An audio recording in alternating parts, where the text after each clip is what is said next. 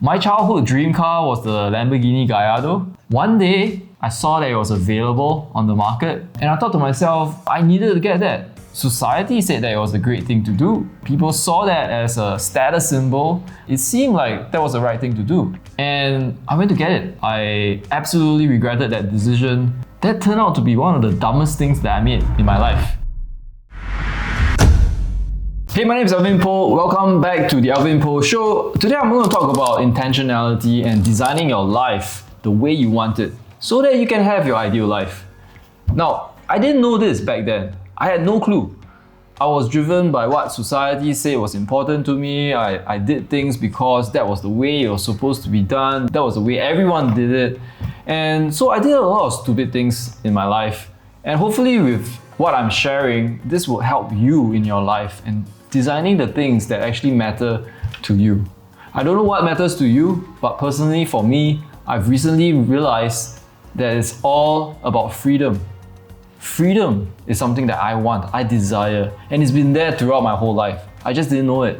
As a kid, I grew up in an average, maybe lower income family. My parents took care of us really well. They loved us, supported us. We had a roof over our heads, our food, transportation was all taken care of. But it was 6 or 7 of us in our 4-room HDB flat.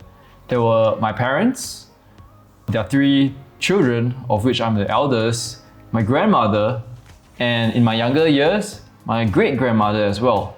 So it was a really tight living condition, and it was the case all the way even when I was in polytechnic and in university as well. So I never had a chance to even bring a girlfriend back because that would be super awkward and you'll be very uncomfortable. So all my life I had to fight for space. My study desk was in the 2nd bedroom. There were 2 tables there, one for me, one for my dad to work. My bed was there as well.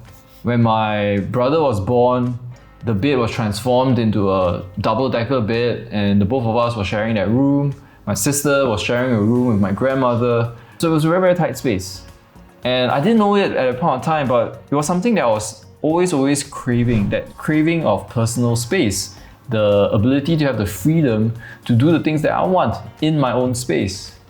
That notion of freedom eventually developed and evolved. Over time, I realized that freedom actually means 4 different things to me. There are 4 different types of freedom. So first of all is financial freedom, and that means being able to have the financial resources to support that ideal life that you want. Whether it is to buy stuff that you think is cool or that you desire or that you need, or take care of medical emergencies, whether it's an accident or a surgery, loved one, getting sick, all that requires financial resources. And being financially free means that you have the resources to do that. And I think that's really, really important. It's not the same as being rich. Being financially free and rich are different. In being rich, you could make $1 million a year, but if you're really spending $1 million a year as well, you're essentially broke. So that's not what we're looking for here. We really want to be sure that we have the financial resources, we have the cash in the bank to support whatever decisions that we have. And that's financial freedom. The second type of freedom is location freedom. Location freedom is being anywhere you want to be. And I think that's super important as well. It could be in a different country, it could be pursuing a career somewhere else that matters to you, it could be working from home, for example. And we know this is important to a lot of people because of how popular work from home has been over the last few years. So that's important to me. The third type of freedom is time freedom. Time freedom is having the time to do whatever it is that you want to do. Whether you want to go wakeboarding on a weekday, whether you want to be able to gym at off-peak hours so that you're not fighting for a piece of equipment with 20 other people, or having the time to send your kids to school or take care of a loved one or handle some errand, that all requires time freedom. The fourth type of freedom is mind space freedom. And I think that's really important because a lot of times we bring things into our life that we think is very benign and something that we want, but not really, because what happens is anything we bring into our life, whether it's a possession or a responsibility, really takes mind space, the consumption of mind space, it all adds up. This was the case for me when I started going to buy stuff, and I bought all kinds of stuff. I bought fancy watches, from the Audemars Piguets to the Rolexes. Actually, not Rolexes. Panerais was my favorite. So I bought a lot of Panerais, and I bought fancy cars as well. My childhood dream car was the Lamborghini Gallardo. It was a convertible. I loved orange, and for the longest time as a kid, I had that as my computer wallpaper. It was my dream car. It even had racing stripes on them, black racing stripes that ran down the bonnet of the car. And that was something that, I had as my fantasy dream car. One day, I saw that it was available on the market. I went to SG Karma and it was there. And I thought to myself, I needed to get that. Society said that it was a great thing to do. People saw that as a status symbol. All my friends were loving supercars, and it seemed like that was the right thing to do. And I went to get it. That turned out to be one of the dumbest things that I made in my life. I absolutely regretted that decision. I remember one time I was driving home from work. I was at North Bridge Road, and this was peak hour because it was 6 p.m. or something, so there were a lot of cars on the road. And as I was driving back, I felt there was something wrong with the steering, and I pulled over. Sure enough, I had a blown tire.